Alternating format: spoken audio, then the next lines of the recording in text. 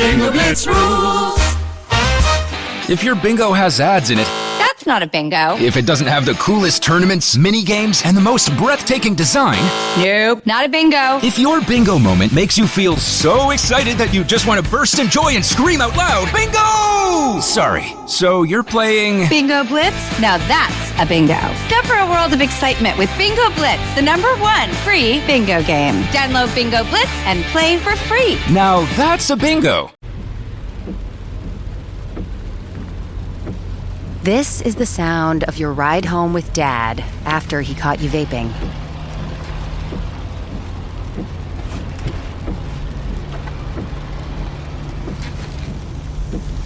Awkward, isn't it? Most vapes contain seriously addictive levels of nicotine and disappointment. Know the real cost of vapes. Brought to you by the FDA.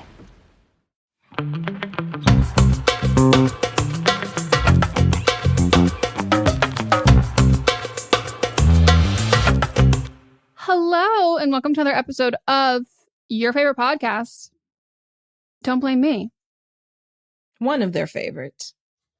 And all of the favorites happen to have us because this is the universe that we exist in.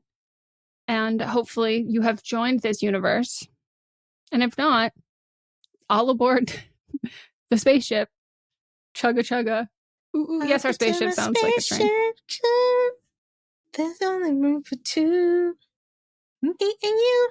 It's Justin Timberlake. What a power vocal. You know what? I can actually tell. Now that you say that, I think I'll be able to tell in the future when you're specifically doing your Justin Timberlake.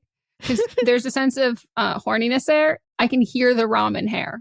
He did not have ramen hair. No, ramen hair is an essence that he will have forever for the rest of his life. No. Just like I will always have transition lenses essence. I'm really excited that NSYNC is back. They're letting out new music and will hopefully be going on tour. And I will sell a kidney to be on that floor. You and every other fucking bitch. Like, I truly know. think this is going to break like Air's tour records. And that's the problem, is that it's going to be You have adult like money now. Adult money, one, but also like it's going to be worse than like everyone getting tickets for Eras and Beyonce. Like it's going to be a different vibe. And It's going to be a bloodbath. It is. I don't think there'll be a sense of community when you're there. I think you'll all be enemies. Everyone in the audience will be enemies. And that's fine with me. And I don't care where I have to fly to be on this floor, but I will be there because I need room. Yeah. I need room to dance.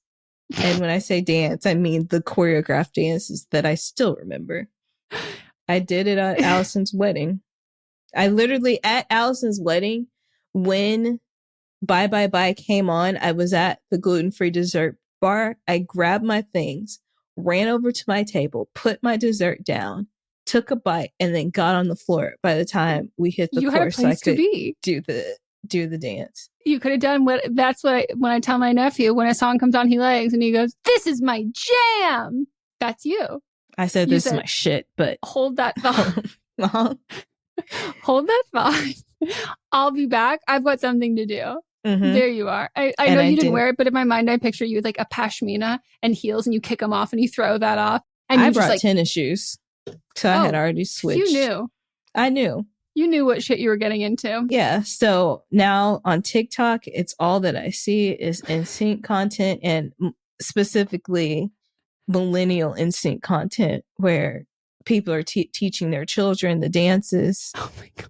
I haven't seen a single fucking video. And that just shows, because you're in the later millennial, I'm in the mid millennial. I think this is more mid millennial time, because the older millennials were into more like not this. They were between New Kids on the Block and like the Who's in that? New Kids on the Block. That's where Wahlberger, them people. Shut the fuck are up. In that. The Wahlburgers? That's Donnie. Weird. I couldn't name a single song. You could play me a song from New Kids on the Block. I wouldn't be able to tell you who they are. Yeah, Donnie Wahlberg. Is one of them Billy Ray Cyrus? No, it just looks like Billy Ray Cyrus. And then Jonathan Knight, Jordan Knight had a banger back in the day. Well, like after New Kids on the Block. He's creeping around in my bed, tossing and turning. I want to let you know. Don't have to say a word. Shh, I'm convinced. I can't. If they make a movie out of them, I just want everyone to know, if you're on Patreon, you can watch the video. This one in the red, played by Rami Malek. Hold on. Let me get on here. Switch it back. That is played by Rami Malek. I don't know. That might be Jordan. I don't know. This is played by Joey Ellen McIntyre. That's Ellen DeGeneres. Uh-huh. This is Miles Teller. Okay. This is Billy Ray Cyrus. We're not going for age accurate. Uh-huh. And this one in the back is Pauly D. It's a motley crew getting up to hijinks. Not to be confused with the band Motley Crue. No. The older versions of them look nothing like... Wait, so who's the little Wahlberg? Which one's he in this? I think he was only in for like a hot second. Okay, because I can't figure out who he is of the people I just talked about. You're talking about Mark Wahlberg? Cyrus? I don't know, whichever one it is. I don't think Mark Wahlberg was like in it for like a hot second and then left. No, but I think he's Billy Ray Cyrus. Is he? Doesn't that look like him? I don't know.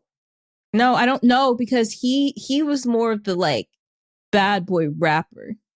Okay. I think he would have been really more hard for me to wrap my head around. I know. And I think he would have looked more hard in the picture. So that might be his brother. Hold up. There's 2 Wahlbergs and there's 2 Knights. And then who's... Yeah. And then McIntyre. Danny Wood is one of the ones, and you can't tell me this man doesn't have an HGTV show.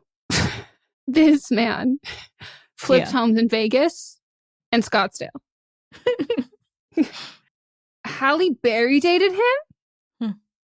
Damn. So these guys were like it. They were the shit. Yeah.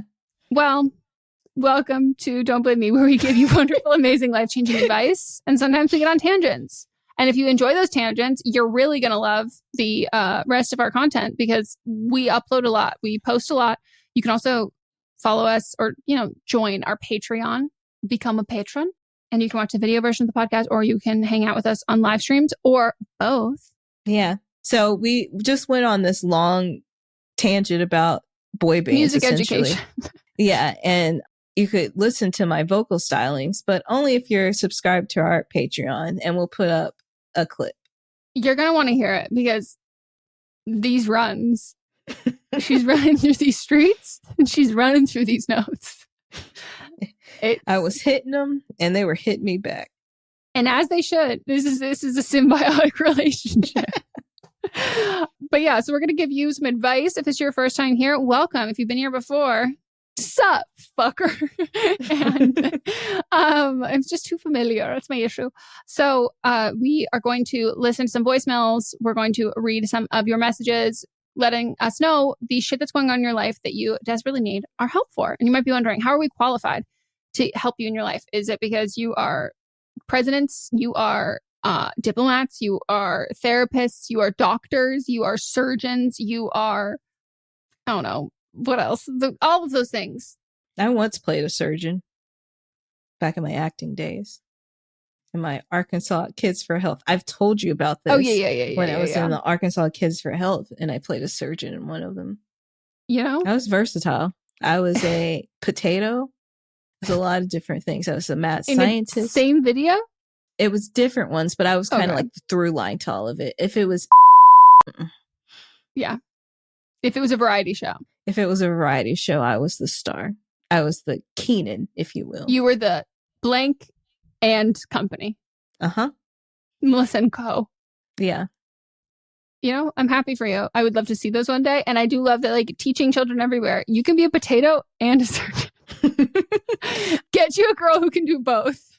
I hope somebody, like, I'm sure if I went to, like, wherever that, probably Department of Education, they probably have them on file. They also probably didn't remake them. Yeah. Well, I haven't heard. Used to, when I was in Arkansas, the children would come up to me all the time and be like, "Are you the potato?" Uh-huh. Or like, I saw you in a video. Maybe I'll dip back into my acting roots. Do it after the strike. Hey, we're all making changes in our lives. Yeah. It's inspiring a lot. So welcome back. And we are going to give you some advice. And oh yeah, how we're qualified. We'll be lacking credentials we make up for in opinions. Big O's. The big fucking fattest O. So, yeah, if you want to call in or write in, we'll deal with the call first. If you want to call in, you can leave us a voicemail at 310-694-0976. International listeners who want us to hear your voice, you can send us an audio message and send that to meganpodcast@gmail.com. For both of those, they have to be under 3 minutes. You have to be 18 or over, have your parents' permission, and we do ask that you let us know your age. If there's other people involved in the situation you're telling us about, let us know their ages. So about a relationship, how long you've been together. Give us all the relevant information. And the best way to do that is to write it all down, read it a few times to yourself, read it out loud, practice, go, oh shit, I'm missing this, or should probably include this or this or this or whatever. Record yourself either on the voicemail or the voice memo, reading it out loud, and you'll crush it. It'll be amazing. But if you are not wanting to use your voice, you can send us a DM or you can just send us an email to meganpodcast@gmail.com. Send the DMs to our Instagram. Everything will be linked in the show notes. And keep those under 300 words. And all the same things apply. Except you just have to write it. You don't have to speak it. Please keep it to 300 words or less. People are sending in full essays. We're not reading them. Somebody sent in one that was 1,200 words. No, thank you. Oh my God. And like 1,200, 700. Y'all have to keep these 300 words or less. Thank you very much. We want to help. Yeah, but we also don't want to read an essay. I want to have nothing to do with an essay. All right. Shall we? I think we shall. Get into the first one? We've got mostly write-ins for this episode, so we'll volley back and forth. I love a volley. Hi, Meghan and Melisa. I, 28, she, her, have been dating my boyfriend, 27, he, him, for over 4 years. We have talked about an engagement and are both really looking forward to this. My problem is with my sister-in-law, 30, she, her, my boyfriend's eldest sister. So late last year, my boyfriend and I got into a huge argument with his whole side of the family. For the past 6 months leading up to this huge argument, his eldest sister has been sending him text messages about me, expressing her concerns about our relationship. From an outsider's perspective, I could understand how this may paint me in a bad light if a family member of my partner is expressing concerns. However, her concerns had to do with my boyfriend not spending enough time with her and not wanting to help her move. We already had a date scheduled. I sent a message to her asking her to please stop texting my boyfriend and trying to make him break up with me, that I felt like I was being bullied. He sent her a text message as well, telling her he was disappointed with her feeling like she could control him. After this, we hadn't talked to her for months. The big issue happened when she invited him out and he thought it was to mend their relationship. Instead, she accused me of being manipulative, controlling, and abusive to him. The rest of his family spoke out against this and disagreed with her. But she also said she would never approve of our relationship and would never attend our wedding. Eventually, she apologized both to me and my boyfriend.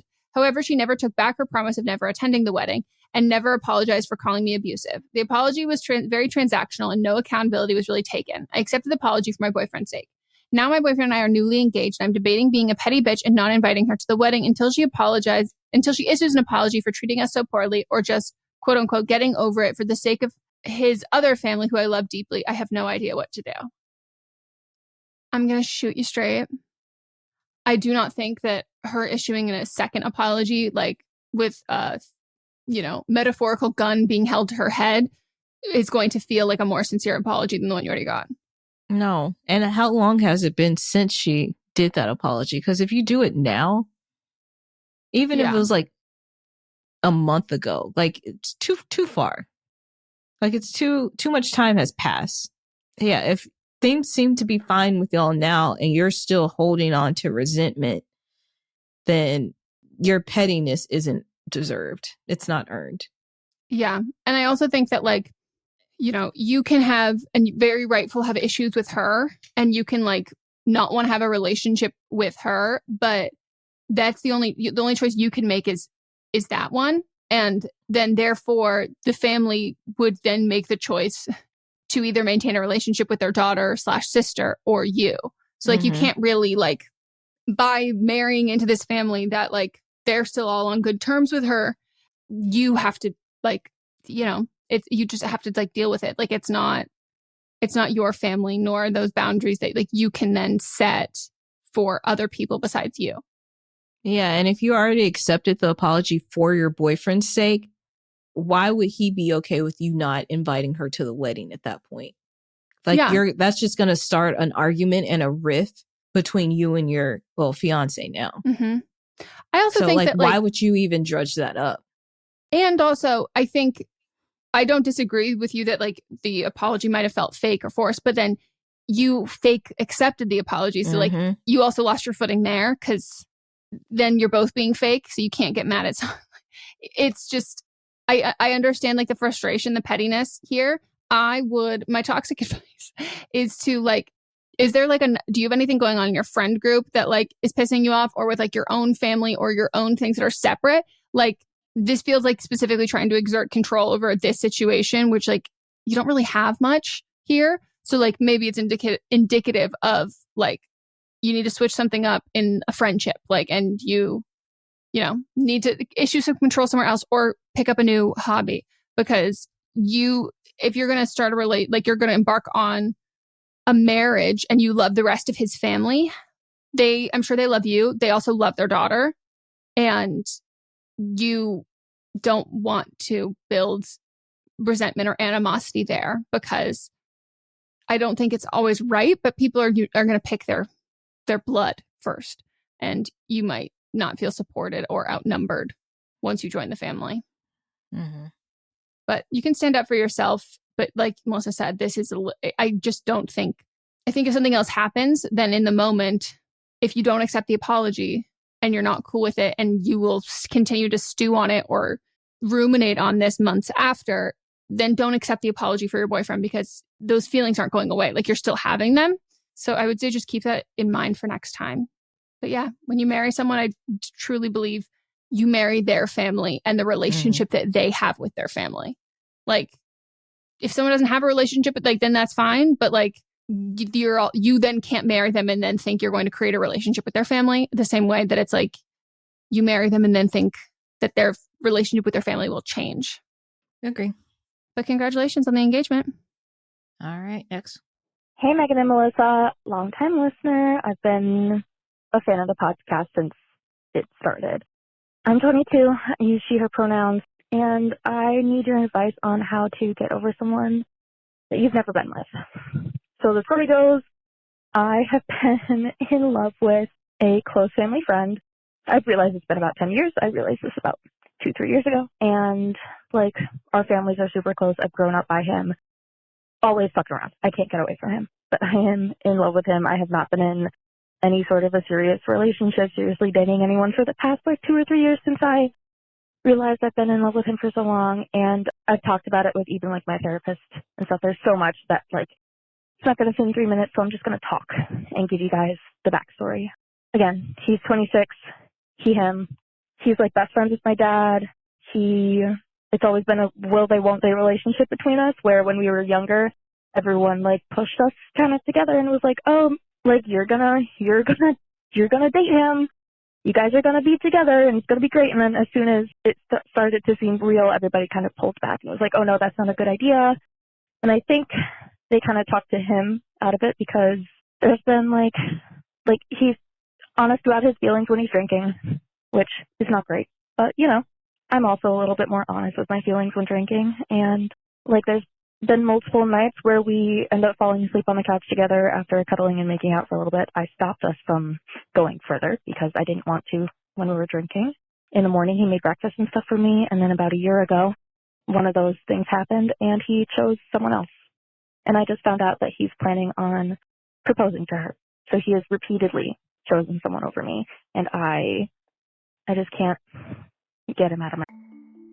As a podcast network, our first priority has always been audio and the stories we're able to share with you. But at Realm, we also sell some pretty cool merch, and organizing that was made both possible and easy with Shopify. When you think about successful businesses like Aloe or Allbirds or Skims, an often overlooked secret is the business behind the business that makes selling and, for shoppers, buying simple.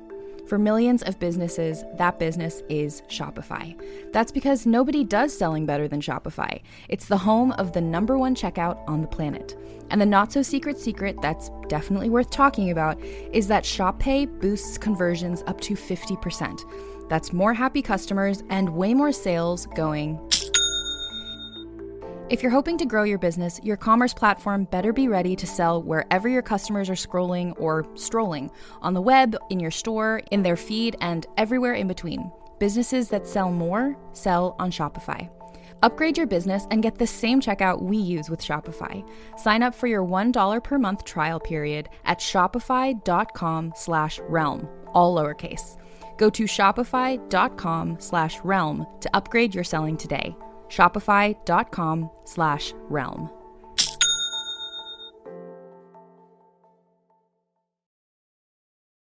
And I need help. Anything you had, there's things I hate about him, but I melt when I see him. Please help me. Thanks. Bye. I hate both of your parents. So question, he's not best friends with your dad. Did you mean like his dad is best friends with your dad? Maybe. How old is your dad? Maybe. Why is your dad best friends with the 26-year-old who he was saying you need to marry my daughter? Or it's like maybe his dad wasn't around and this is like a second dad situation, which makes it even worse. Melissa, I hate that idea. I don't know. But my problem is that when like age gap now, not that it's still an age gap, but it's not that big a deal. But you said since y'all were kids. So 10 and 14. I don't know. What the 10 and 14. Is that right? It could be. Yeah, it could have been. Yeah, that's right. 14 and 18. 14 and 18. Yeah, I'm mad at your parents in this situation that people would even joke about this, because no, this was not okay for them to joke about when you were children. And unfortunately or fortunately, he doesn't want to be with you. And I don't know. I have like god brothers and like family friends that I was always around, and no one was ever like pushing us together. It was more like, that's like your sibling. Yeah. As opposed to y'all are going to end up together. No. I also don't know that like the thing I would tell you is like, I don't know how much you can trust your feelings for him, because like this was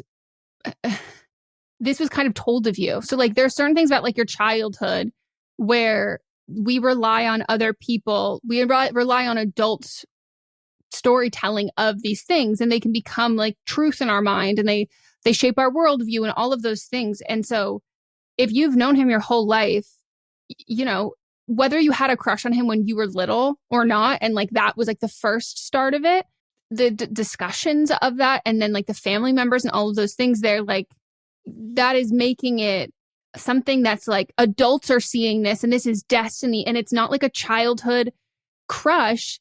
And we're taking something that is like potentially a childhood crush. And like, again, this is, I'm saying like, if on the off chance you were the one who had a crush before anyone else brought it up, that like, I find that like vastly inappropriate, like and like a huge betrayal for like parents to discuss like who their kid has a crush on. Like, I just think that's like so not okay.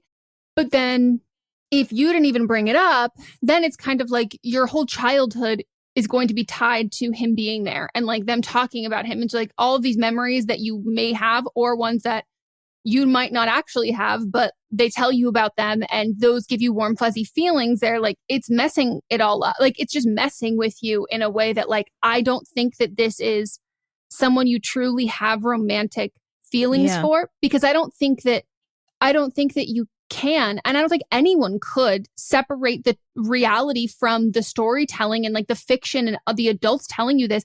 So like, I think even if he had feelings for you and I just don't think it would be a fair thing, because he was also older. And so like, he can remember things more than you. It's just not cool with me. And I think he should be upset at your parents and his parents as well. Like, I just don't think that there's an opportunity for either of you to be honest with your feelings here, because a lot of your feelings are other people's feelings.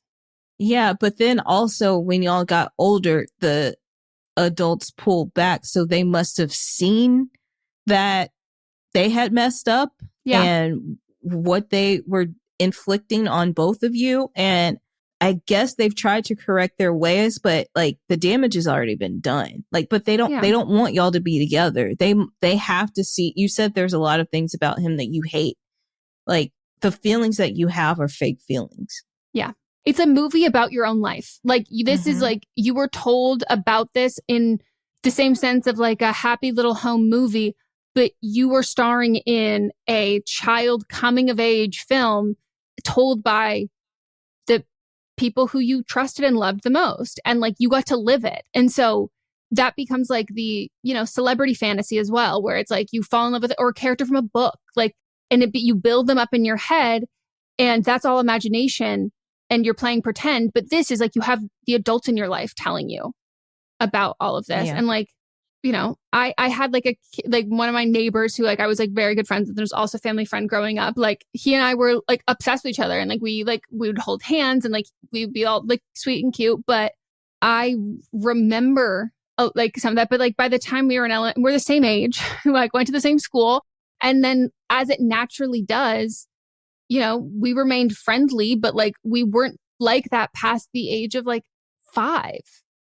And so when adults are pushing that on you from such an early age, when the age difference is so huge, that becomes like, this guy also feels like he's corroborating it. He feels like a reliable narrator there too, not just 2 kids who don't remember any of it. So yeah, I think like hanging out and making out with him, and like, you know, him bringing breakfast and all of that stuff, like that really fucking sucks. I don't know how honest your parents have been with you about why they regret this, but I think like you, like Melissa said, like you acknowledge there are things about him that you hate. And I don't know if that's something that you've self-identified, or the things that you hate are that he's choosing other people over you. But like, I would talk to your family and be like, I'm like spun out over this. And like, I've been spun out over this for like a long time. And like, can I know what changed for you, and like why you did what you did? And like, and instead of feeling like, oh, you know, they're just trying to keep us apart, like, but not in like a villain sense. Like it's this in a sense of like Melissa said, like they probably realized they fucked up, and then explaining to you why they fucked up and how like we didn't give you your own agency, or like your own experience to fall for this person or whatever. And also the age gap is like not cool, and it's not okay. So I think that like you need to be honest with your family, because if this is a family friend and this is why you see him a lot because of families, you need to create distance and space, because you don't need to be there when he brings his new fiance around and introduces and like does all of that kind of stuff. And like, I would really hope that the adults in your life, that they would be like, you know, we're gonna keep this separate, because this is not, we've inflicted enough on this, and like we don't need to cause any additional damage. And I would not talk to him. I wouldn't hang out with him. I would unfollow him. I would mute him from everything, because I think like not only have you never gotten the chance to get over him, you've also like never had the opportunity to actually fall in love with him or like him. Like this has just been a thing. Constant. It's just been a fact. Like this has just been something that like you didn't really get a choice in any of this, even if you feel like you did. And so like you need that separation there, because again, like I don't even think it's about needing to like stop having feelings for him. I think it's having to realize like, oh, I never even made the conscious choice to have feelings for him. This has been heavily influenced. And I'm just curious, what did your therapist say about this? Because you said you talked to them about this already. So what was their advice, and what about their advice made you? And this is just something I'm curious about to everyone that does this, that they talk to their therapist first and then comes to us for advice. What's the difference here? Like, what do you think that we're going to tell you that your therapist hasn't already told you? Yeah. We say all of this with love too. Yeah. But I think you'll be a lot happier and have a lot more self-discovery and realize and grow a lot more as a person once this is not taking up so much brain power, because you're also keeping yourself from growing and like changing and getting older. Like you're attached to childhood.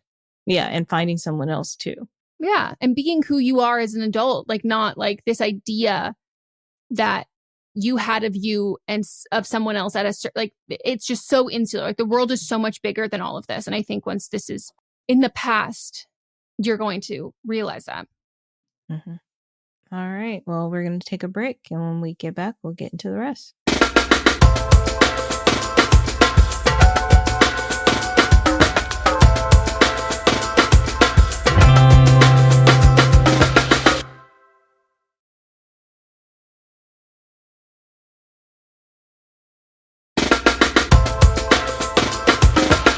we are back from the break, and it's time to get into the rest. All right, here we go. My boyfriend, 22, he, him, and I, 21, she, her, have been together for 4.5 years. In the beginning of our relationship, we had sex very often. Now that I am older and on multiple medications for my ADHD and depression, I have absolutely no sex drive. My boyfriend, on the other hand, has a very high sex drive. Since I only view sex as a way of getting pleasure and not showing love, I don't feel like I need to have sex the way he does. I get everything I need just from being together. He definitely shows love and affection in so many other ways, but sex is just another way for him. He never pressures me into having sex, but when I don't do it, I feel like I'm letting him down because I know he wants that intimate connection. Our sex is always great, but I am never in the mood due to low sex drive. How do I go about not feeling guilty and like I am letting him down whenever he asks and I say no? I have told him I don't mind if he masturbates to get off, but that doesn't give him the intimacy part that he enjoys.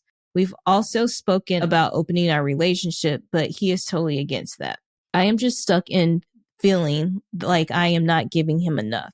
Any advice on how I should go about this is greatly appreciated. I love you both and the podcast so much. I think that there's other ways to be intimate without having sex. Like, do you still enjoy being with him up into the point of like penetration? Are there other things that you can do or you want to do that you feel like can make y'all closer or give him the intimacy that he wants, and then he can finish himself after? And then that way, like, you're still with him and you say you do enjoy being with him, then maybe try that out. But like, I think you're putting a lot of pressure on yourself when he isn't, which I know that's, we all like get in our heads too much, but like, he doesn't seem to care that much that y'all don't have sex that much. And like, he enjoys being with you when you are together, but that doesn't mean that you have to have sex to be together. So I would just like continue. You had the conversation about opening the relationship and he's not into that at all. Just be open and honest. Like, have you told him directly, like, how this makes you feel like you aren't giving him enough to be intimate? And like, have you had that direct conversation? Because if not, that's something that you should have. And if you have had it, what was his reaction to that? Because if it was just like, I'm fine, like, yes, I would like to be with you more, but I'm fine, then at that point, it's just you have to figure out how you don't. My hospital stay would have cost $25,000, but with VA healthcare, it's free. My education would have cost $42,000, but with VA benefits, my books, tuition, and housing are all covered. The down payment for my home would have been $74,000, but with my VA home loan, my down payment was $0. My service was then. My benefits are now.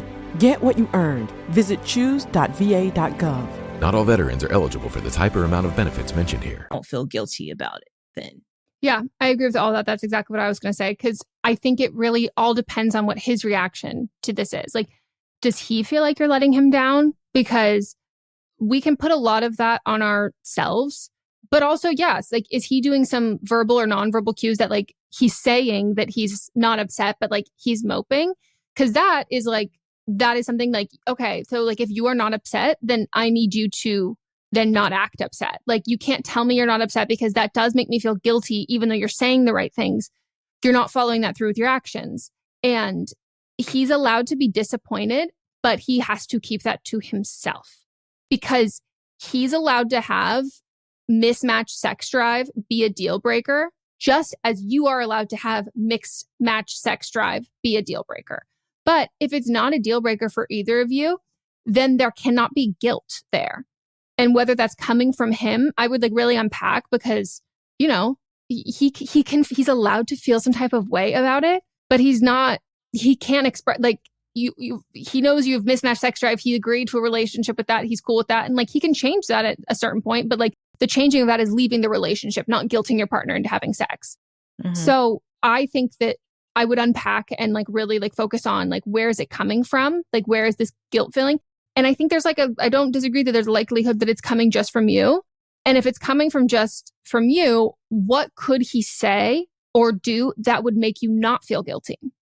So figure out what that is. Like, what is the response that you could get, even if he's doing everything right? Like, what could that respond? And if there is no response there, then that's something for you to work through on your own. That it's like, why do I feel like, myself, like what I bring to this relationship and closeness is like so dependent on sex? Like, why do I feel like I need to sacrifice something that I'm not comfortable with for the benefit of my partner, when I'm assuming you wouldn't want your partner to do the same for you? Like, why do you hold yourself to a different standard than you hold the person that you're in love with?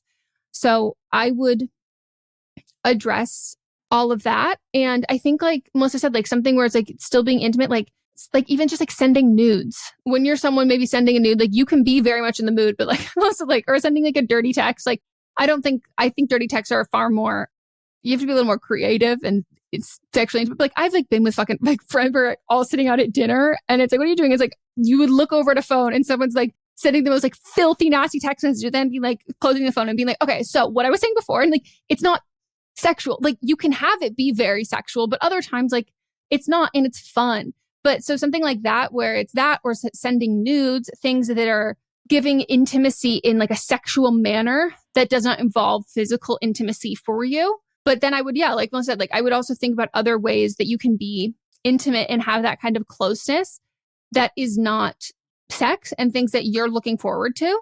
And I would also ask yourself, like, are you comfortable with your sex drive right now?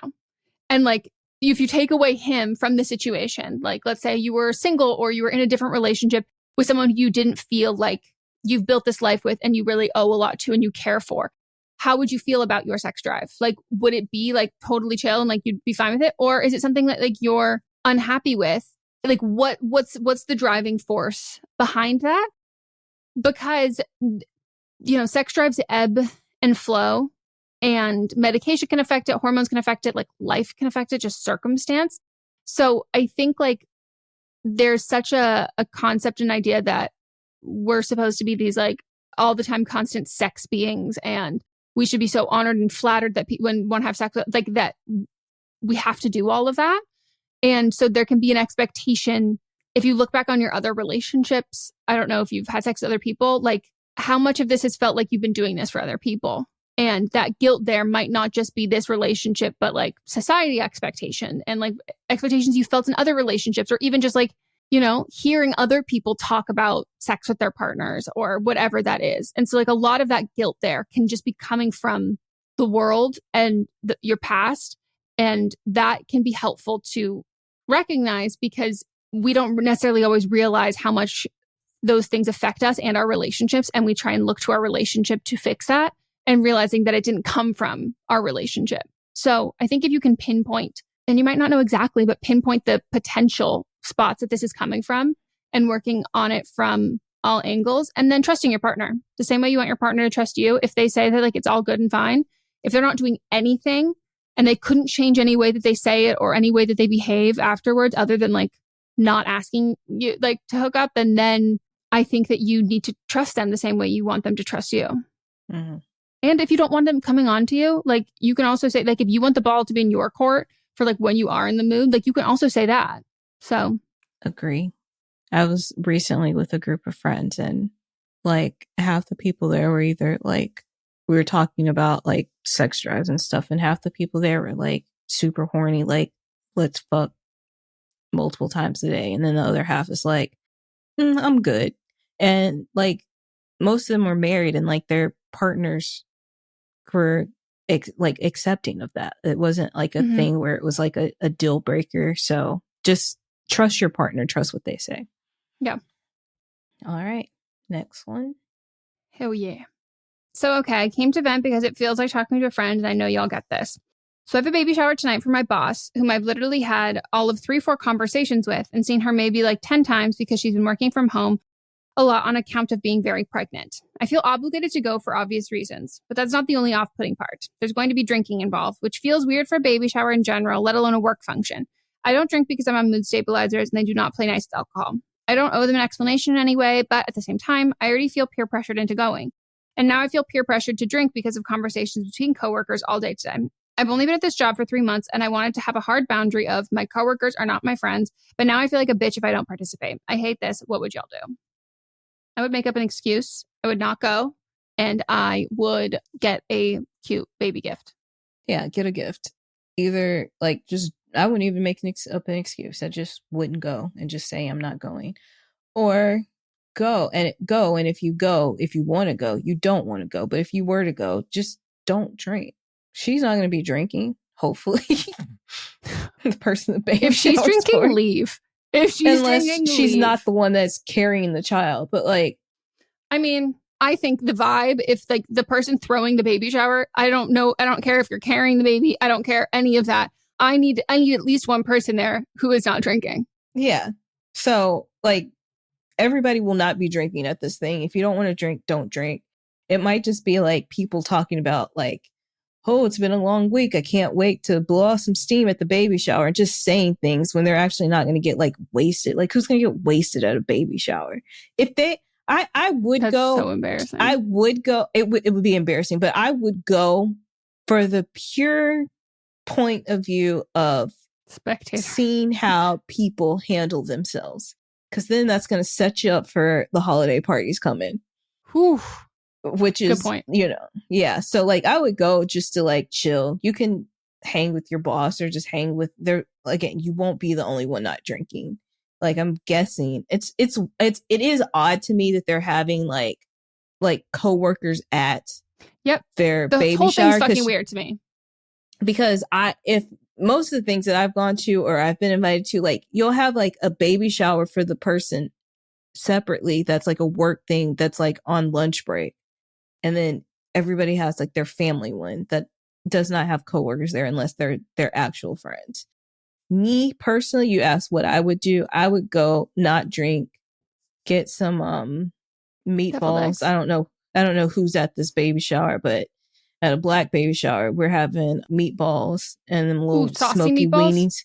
Yeah, and those little smoky weenies, and then also in that fucking crock pot and it's sticky. Yes. Bitch, I that is my shit. And then also the drink of choice is usually like sherbet with some like Sprite or ginger ale poured into it, and then gets I'm so sorry. Do you have any black friends who are currently pregnant, and can I attend their baby shower? Do you know how much I love? I can't eat sherbet, but do you know how much I love sherbet and a ginger ale? It's so good. Shut the fuck up. There's an alternative that we could have. I'll get pregnant. This is the best meal I've heard of. Yeah, but go enjoy the food, watch people from afar. Yeah. Mingle, play don't some drink. dirty diaper games. Like that's the part that I think is like a little too like, because I would assume, depending on who's throwing the baby shower, that like the events and the content of it would change based on your coworkers of being like, guess how big the baby's head's gonna be coming out my hole. Like it's just not. But it'll be like, how long of a string does it take to tie around her stomach? Or like, yeah, but then you have to think about like, is this gonna affect my career? Or like the game where there's like marbles or some shit in the bucket and you guess how many.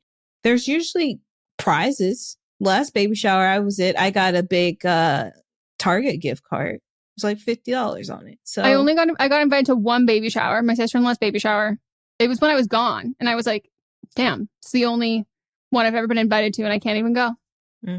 So there you have it. Go have a good time, watch from afar. That's what Melissa would do. Megan would make up an excuse, not go and get a present.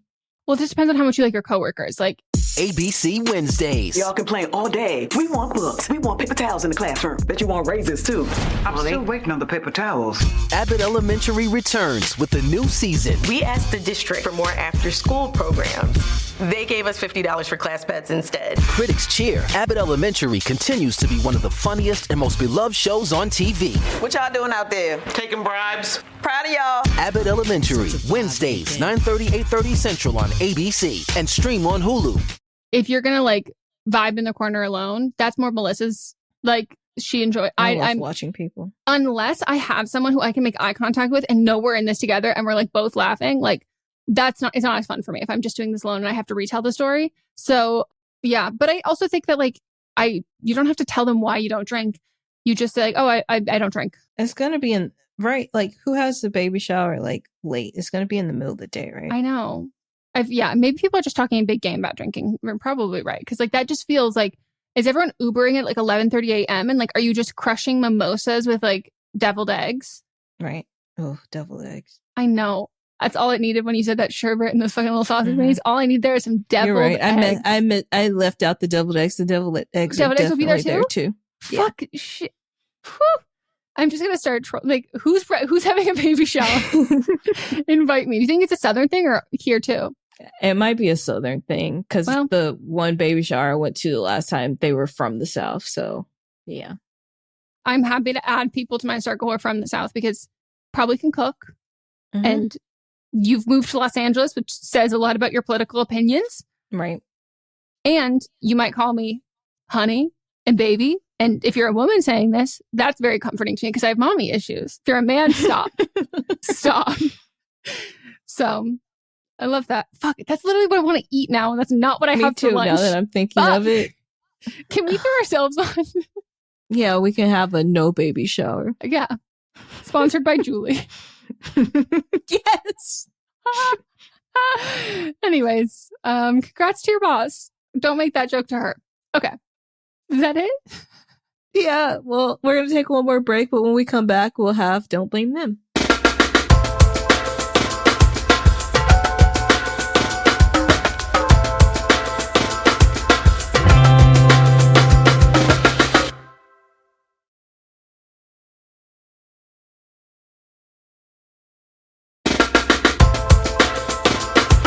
Hello, hi, welcome back. It's time for Don't Blame Them. And if you are unsure what that is, don't you worry. I'm about to tell you. Don't Blame Them is where a listener will call in or write in with their advice pertaining to a call that we have aired on a previous episode or a write-in from a previous episode. So maybe they have personal experience. Maybe they are the boss who threw a boozy baby shower and their coworkers invited and they could say, hey, you should go or you shouldn't go. So, yeah. This is a response to suppressing romantic feelings. I want to back up what Megan said about dating someone who is a friend first. Try to imagine this is your last and best relationship and ask yourself if you're ready for that. If you think you are and this person being your long-term person is okay with you, take the risk. I'm saying this as someone who is marrying my high school best friend in 11 days. Oh, he loved me then. I loved him as a friend, but I knew there was more to him and that I could have never had a life without him in it. I was not done with my dating fixer-uppers, I can't fix phase, so I made that clear then. I didn't want to ruin the friendship. Fast forward 6 years, and he was still around in my friend group, and I was ready to hang up my hoe hat. We took the jump, hit it for a year, thinking if it didn't work out, we could just cut ties and not make it weird for everyone, but here we are. I'm about to marry my best friend, and taking that risk was the best decision I ever made. Shut the fuck up. That's so cute. That's so cute. I love that. I think that's very good advice, too. And, you know, being transparent and forward with your feelings. And I love the term hanging up your hoe hat. You know, a hoe hat is a cowboy hat. Like, it just is. Oh, yeah. That's tassels, what I pictured. I actually pictured, like, when it was being hung up, like, in a barn on, like, a rack, you know? No, like, it's just, like, that is just, it's a hoe down. It's a hoe hat. And you hang up for that hoe era. Yeah. Hoe down, throw down. That's when you're in the thick of it. Incredible. Well, I love that. Congratulations. And I don't know by the time this is out or when you are hearing us say this, I don't know how many days closer you are to your wedding or if it has happened or you're already married, today's the day. But congratulations. And it's amazing. Thank you for sharing that. It's really sweet. Yeah. And I think that'll help other people too that are wondering. Yeah. All right. Well, that's it for this episode. Fantastic. We hope you all enjoyed. If you did, you can leave us a review on the podcast app. You can also leave us a review on Spotify and join our Patreon, watch the video version. And again, join our live streams there too. They're very fun. We do them twice a month. We literally just hang out. We vibe. We talk shit. We're also going to start doing newsletters too, which we did in the very, very beginning many years ago. But I'll have one up. I'll give it like a tease next week about Beyonce, but I'll tell the full story. Who knows how much information I'll have. But I'll share my likings of the month and put it in a post. So we're looking forward to that. And we also have a lot of other shows that we do. So this is our Monday show, unless you're listening to this not on Monday, which you might not know. These come out on Monday. Then we have Tuesday, See You Next Tuesday, where you get to know us better. We chit, we chat, we hang, we talk, we gib and we gab. And then we also, we take a break Wednesday. So you can have a down day. You can chill. That's when you can listen to other podcasts. That's the yeah, but only ones we approve of. Yeah. Like not ones with bad vibes. And also, if you want to ask us about someone's vibe, it's a great way to do that. The Patreon. And then Thursday we have, but am I wrong? We like to call that ethical shit talking, where we talk about how we're never wrong. We talk about things in our lives, your lives, if you were wrong in the situation. And we also talk about pop culture and current events. And then finally we have this Friday, where we read the results because plot twist on But Am I Wrong? We offer an opportunity. We demand you to head on over to our Instagram and you can vote on who you think was wrong. And then Friday, we read the results from the previous week, as well as people's commentary on all the situations and things discussed. It's a good time. If you hate Joe Jonas, it's a good place for you. It's a safe space. And I am going to use my vocal talents right now to read off some of the people that are in our Patreon. Take it away. Here's some people that are new this month. And if I already read this, apologies. If I already said your name, you got a double win. I'm just going to read everybody that's new. Reagan, Cassie, Cecilia, Dana, Sophie, Josh, Sasha, Fiona, and Mackenzie. Thank you. Thank you. Amazing. I love the name Fiona. All of you have great names, but that one stuck out to me. Fiona Apple. Well, I think of Fiona I know. From that book. From that book that I love, that changed the course of my life forever and is a huge part of my personality. There are certain things that shape me. I Love New York, that content about a green ogre, the book about the children digging holes. Called holes. And Brandy wearing a tiara. Mm-hmm. Based on Rodgers and Hammerstein's play. That's what you're talking about? Yes, but based on the book from the brothers. Graham? Green brothers. I think it's Graham. It's from John Green. So, yeah, I'm trying to think if there's anything else, but that's really it. Oh, and Princess Diana shaped me. The book series, The Cheetah Girls, as well as the book series of The Princess Diaries. And that's not even a workaround. Like, that is, I'm talking about the books. Uh-huh. There's a common denominator in some of those things. So that also means that Whitney Houston shaped your childhood. First, without it, when I got older and I realized that, like, the through line of so much of this is Whitney Houston, I was like, okay. Like, okay. And then when I heard her sing for the first time, I was a changed child.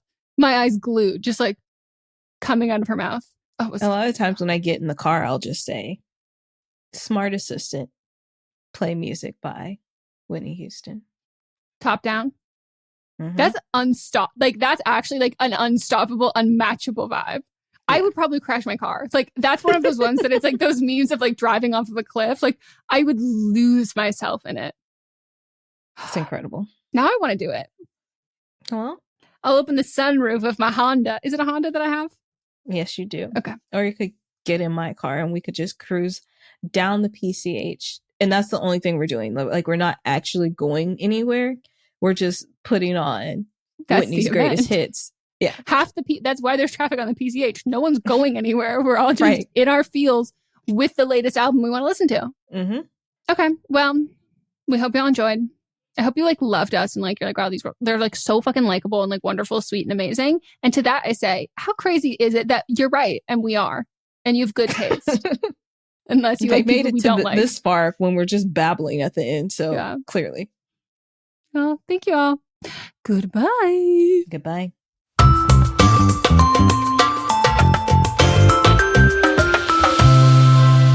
Don't Blame Me is a production by me, Megan Rinks. And me, Melissa D. Montz, plus Diamond Imprint Productions. Post-production sound and editing by Coco Lorenz. Production assistance by Melanie D. Watson. And music by Giacomo Picasso and Ryan Hunter. What's up, everyone? It's Noah Daniels. Hey, y'all. I'm JJ. Hey, guys. It's Kat. And we're your hosts of the Real Hauntings podcast, where we bring on guests who share their first-hand encounter ghost stories and supernatural experiences. Now on to the trailer. I've been warned to not tell this story, but I think because of the way it ends, it's okay to tell this story, because some people say that with certain entities, to like speak of them or talk about them or in any way like portray them as powerful will attract them to other people. The creepiest thing about it to me is a lot of times it would wait for me to notice it. Like it would just lay its arm out like this, and then I'd be like, where is it? Where is it? And then I'd see it, and then it would just slither back. For more information on the Real Hauntings, Real Ghost Stories podcast, make sure you check out real.fm to learn more about our podcast and many other amazing podcasts. Hi, this is Rob Benedict. And I am Richard Spate. We were both on a little show you might know called Supernatural. It had a pretty good run, 15 seasons, 327 episodes. And though we have seen, of course, every episode many times, we figured, hey, now that we're wrapped, let's watch it all again. And we can't do that alone, so we're inviting the cast and crew that made the show along for the ride. We've got writers, producers, composers, directors, and we'll of course have some actors on as well, including some certain guys that played some certain pretty iconic brothers. It was kind of a little bit of a left field choice in the best way possible. The note from Kripke was, he's great, we love him, but we're looking for like a really intelligent Duchovny type. With 15 seasons to explore, it's going to be the road trip of several lifetimes. So please join us and subscribe to Supernatural Then and Now.